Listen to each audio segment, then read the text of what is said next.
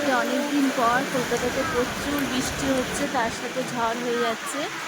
তো আমি এখন বসে আছি শিয়ালদা স্টেশনে। হঠাৎ মেয়ে ফোন করেছে, মা তোমাকে আসতে হবে, মেয়ের রেজাল্ট বেরিয়েছে, হায়ার সেকেন্ডারি রেজাল্ট। তো স্কুল থেকে ডেকেছে আমাকে, তার জন্য হঠাৎ করে আমিও বেরিয়ে পড়ি।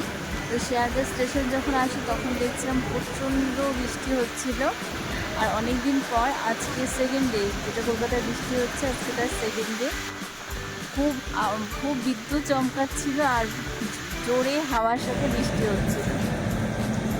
তার মধ্যে আমার উত্তরবঙ্গে ট্রেন চলে এসেছিলো, তো আমি সেটা ধরে চলে আসি। আর এটা হচ্ছে পরের দিন সকাল, আর এটা ছিল সেই নতুন একটা ট্রেন, যেটা উত্তরবঙ্গের ট্রেন নতুন যেটা বানিয়েছে সেই ট্রেনটা। দেখো, এটা হচ্ছে স্টেশনে একদম মানে শেষ মাথা বলবো, বা কুচবিহার যাওয়ার যে দিকটা সেটা একদম শুরুর দিকটা বলবো। এতটা দূর, আগে দাঁড়াতাম একদম শেষ প্রান্তে। আর এটা হচ্ছে ট্রেনের প্রথম দিক, সরি এটা হচ্ছে ফার্স্টের দিক। আগে দাঁড়াতাম হচ্ছে শেষের দিকে, সেখান থেকে স্টেশন কাছে ছিল।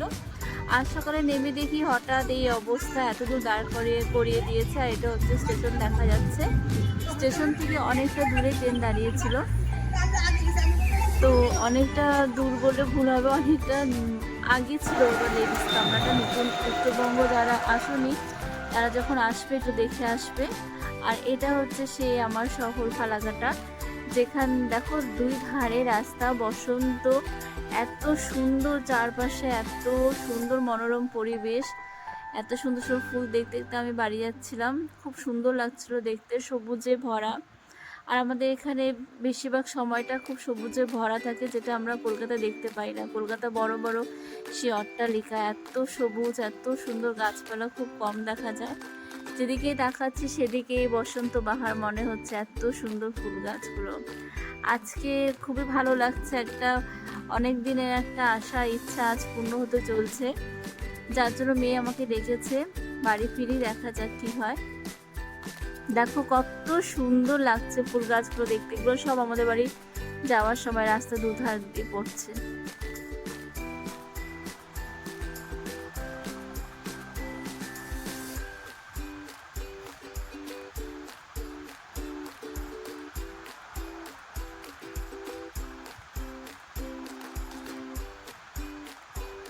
যাচ্ছি আর রাস্তা দুধারে এত সুন্দর গাছ দেখছি। বাড়ি ফিরে এসেছিলাম, আসার পর আমি আবার ফালাকাটায় গিয়েছিলাম মেয়ের স্কুলের জন্য কিছু নিব। তো সেটা নিয়ে আমি এখন যাচ্ছি। আমি টোটোর সামনে বসেছি, পিছনে আমার মেয়ে বসেছে। ফালাকাটায় গিয়ে আবার এসে রেডি হয়ে চলে আসলাম ওর স্কুলে।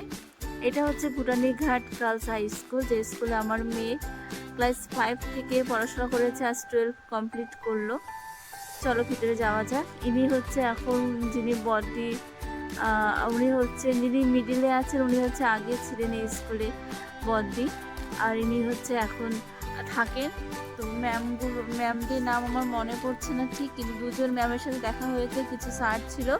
সত্যি ওনারা খুব ভালো, খুব সুন্দর কথা বলেছে।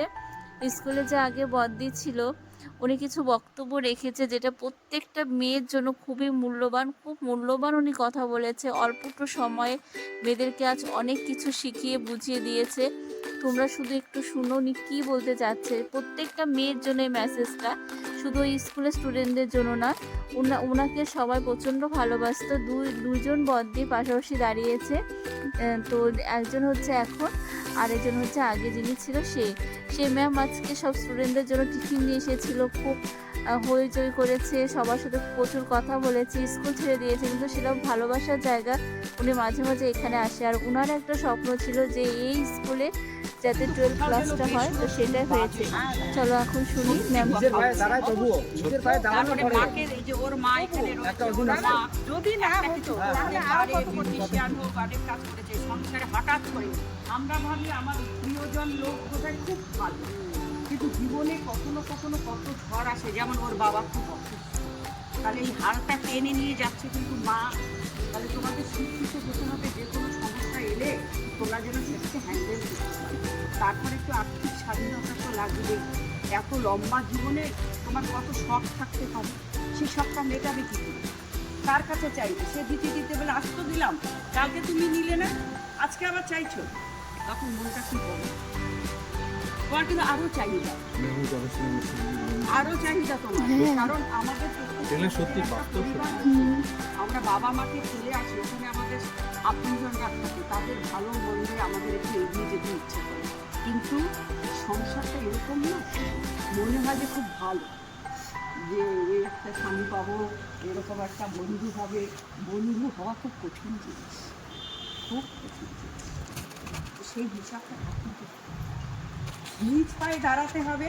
আমি অ্যাডজাস্ট করার চেষ্টা করব, নিশ্চয়ই করব, কিন্তু সেই অ্যাডজাস্টটা যদি সীমা ছাড়িয়ে যায়, নো অ্যাডজাস্ট, তাহলে কোনো অ্যাডজাস্ট হবে না, কারণ জীবন প্রত্যেকেরই আলাদা আলাদা, ওইখানে আর মানা যাবে না। চেষ্টা আমরা চালিয়ে যাব, কিন্তু সেই চেষ্টা এমন না যে আমার প্রাণ দিয়ে আমি দেবো।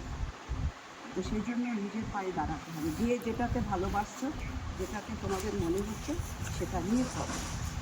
অনেক সুন্দর পৃথিবী, খুব সুন্দর, এত সুন্দর।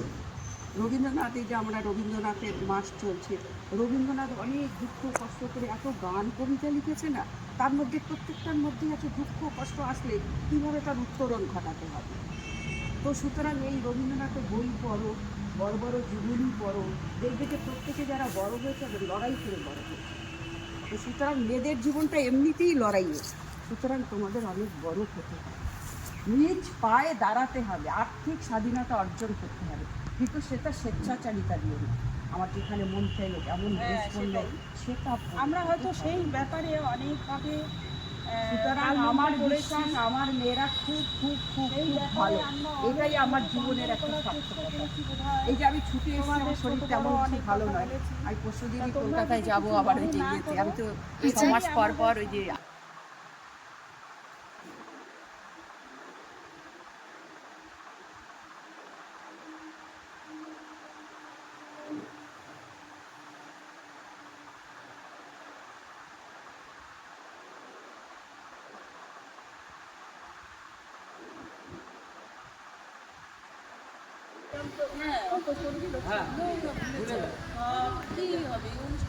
আমি অভিজ্ঞতায় দেখলাম তো সবার।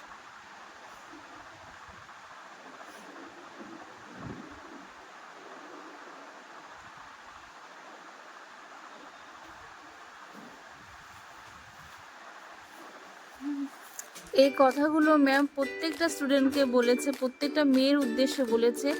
এত কম সময় এত সুন্দর বার্তা দিয়ে গেছে ম্যাম। তোমরা যারা যারা ভিডিওটা দেখছো সবাই পালন করার চেষ্টা করো তোমাদের জীবনে এই ব্রতগুলো, সব কথাগুলো একটা ব্রতর মতন উনি বলে দিয়ে গেল। ম্যাম তোমাদের যেটা বলা হয়নি, আমার মেয়ে খুব ভালো একটা রেজাল্ট করেছে, 89% পেয়েছে, তাতে আমরা খুব খুশি হয়েছি। আমরা কেন, ম্যাডাম থেকে শুরু করে সবাই। আর আমার মেয়ে যাতে আরও ভালো রেজাল্ট করতে পারে, পড়াশোনা করতে পারে, তার জন্য তোমরা সবাই আশীর্বাদ করো যারা বড়রা আমার এই ভিডিওটা দেখছে। আজ এই পর্যন্ত। এই স্কুলে অনেক স্মৃতি, অনেক কিছু জড়িয়ে থাকলেও আমার মেয়ের সাথে সাথে আমার, আর আজকে আমি নিজেও অবাক হয়ে গেলাম, এত বড় একজন ম্যাম হয়ে, এত শিক্ষিত মানুষ হয়ে একজন কত সুন্দরভাবে, কত সম্মান দিয়ে আজকে আমার কথা সবার সামনে বললো। আজ